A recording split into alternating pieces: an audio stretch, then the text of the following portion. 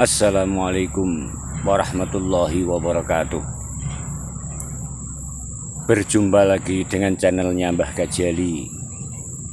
Sahabat Bapak Ibu dimana saja berada, semoga diberi keberkahan, kesuksesan apa yang dikerjakan setiap hari, dan diberi kenikmatan barokah dari kelimpatan rezeki yang setiap hari kita usahakan dan kita harapkan. Amin, amin, amin. Dalam kesempatan ini Mbah Kaji ingin memberikan satu cara atau teknik bagaimana cara menanam rumput odot yang baik dan menanam rumput odot agar cepat berkembang banyak. Jadi banyak cara yang dilakukan oleh petani odot di desa, di kampung, kemudian di mana saja berada, sehingga sesuatu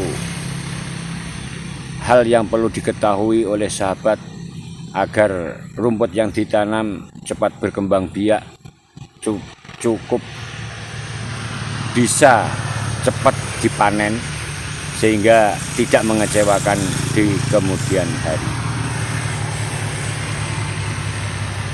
Banyak cara yang dilakukan oleh orang kampung atau petani odot. Ada tiga cara. Ada tiga cara sistem penanaman rumput odot. Mari kita ikuti cara yang pertama.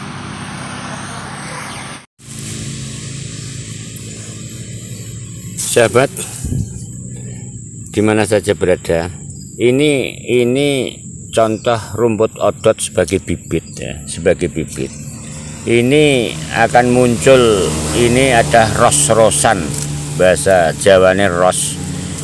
Ini ros ini akan muncul tunas ya, akan tumbuh tunas sehingga nanti menjadi rumput. Nah, ini contohnya menjadi tunas, ini nanti menjadi tunas dan nanti tumbuh menjadi rumput.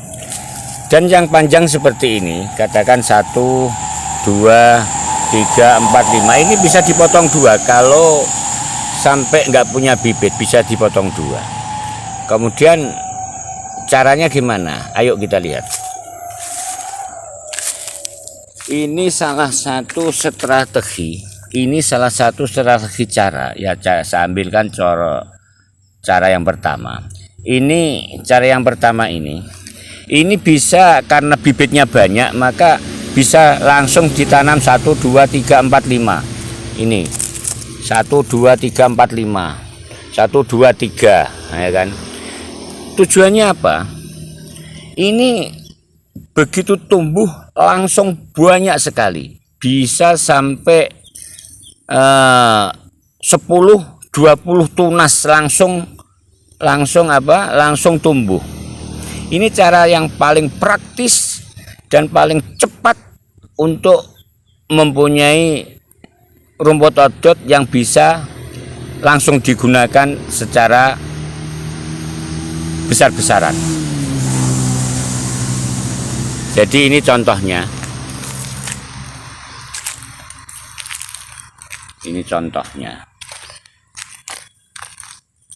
Jadi sistemnya seperti ini. Nah, ini juga.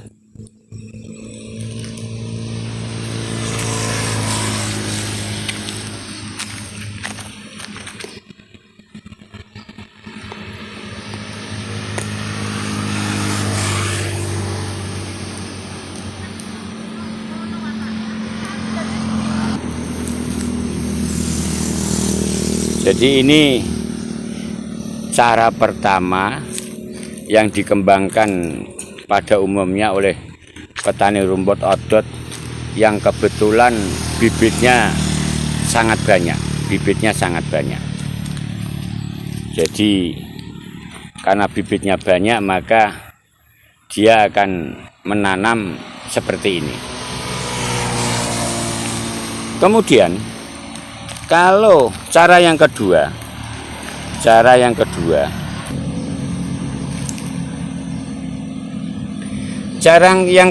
adalah hanya satu bibit. Ini kan sampai 1, 2, 3, 4, 5. Dan tunas yang muncul ini sudah banyak sekali, lebih 10. Ini cepat. Tapi kalau ada juga yang menanam yang tidak banyak bibitnya, cuma satu. Jadi satu, ya ini contohnya satu gini, ya, satu. Ini munculnya hanya 1 atau 2. Jadi bisa dilihat 1 atau 2. Dan ini kalau sudah tumbuh segini, ya sudah tumbuh segini, ini bisa dipotong, nanti tumbuh lagi dan berkembang. Kalau ini dalam waktu yang singkat perkembangannya sangat banyak sekali. Jadi ini cara yang pertama tadi, ketika bibitnya banyak maka dia bisa menanam langsung banyak sekali bibitnya, satu lubang. Kemudian kalau cara yang kedua adalah satu-satu seperti ini. Jadi munculnya nanti cuma satu. Kemudian teknik atau cara yang ketiga ini yang harus dipahami juga, kenapa tidak dipotong-potong, kemudian langsung satu bibit dengan daunnya tidak dipotong-potong. Kalian ini semuanya dipotong-potong. Baik caranya satu-satu karena tidak punya bibit. Kalau bibitnya banyak bisa langsung 5, 6, 4, 3. Itu pertumbuhannya akan lebih cepat. Ayo kita lihat, kita praktekkan, lihat yang ketiga. Ini yang jarang orang ketahui karena musimnya atau kondisinya alam yang perlu kita lihat. Ini sistem penanaman yang satu-satu tadi, ya. Jadi sistem penanaman yang satu-satu.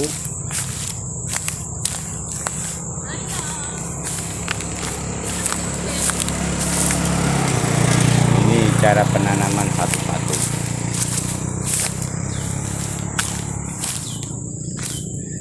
Jadi kalau satu-satu tumbuhnya hanya satu seperti ini, ya kan? Tumbuhnya hanya satu. Tapi kalau tadi sistem yang pertama adalah tumbuhnya langsung sangat banyak sekali, nah, karena bibitnya banyak. Kemudian mari kita melihat sistem yang ketiga, cara yang ketiga.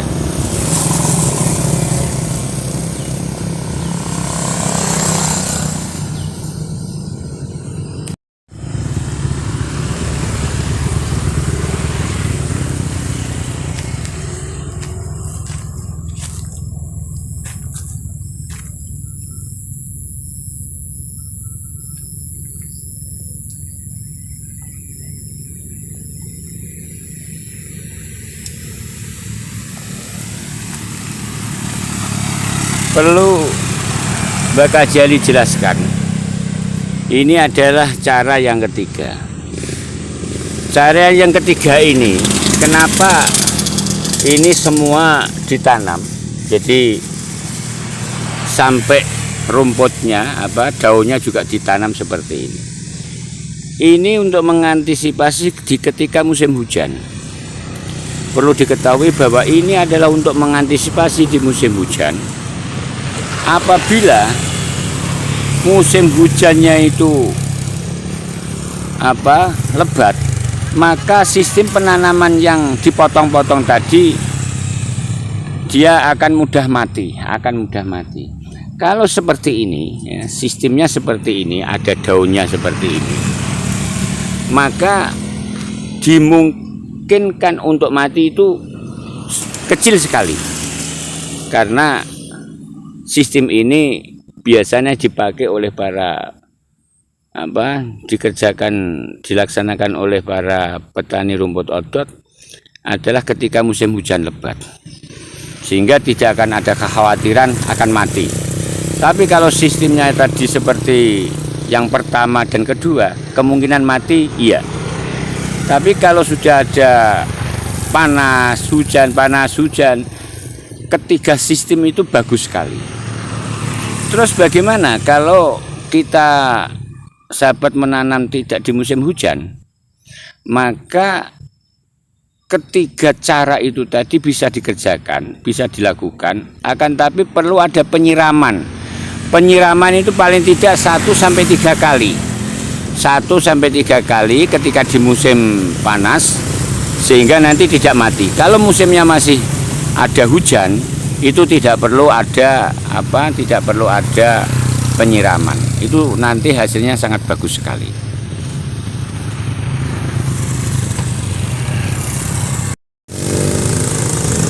Demikian cara penanaman rumput odot, 3 cara yang Mbah Kaji sampaikan. Sahabat bapak ibu di mana saja, pilihan 3 cara ini monggo sampean semua yang tahu kondisi dan lingkungan dan kondisi alam masing-masing. Semoga bermanfaat, dan demikian dari Mbah Kaji Ali. Wassalamualaikum warahmatullahi wabarakatuh.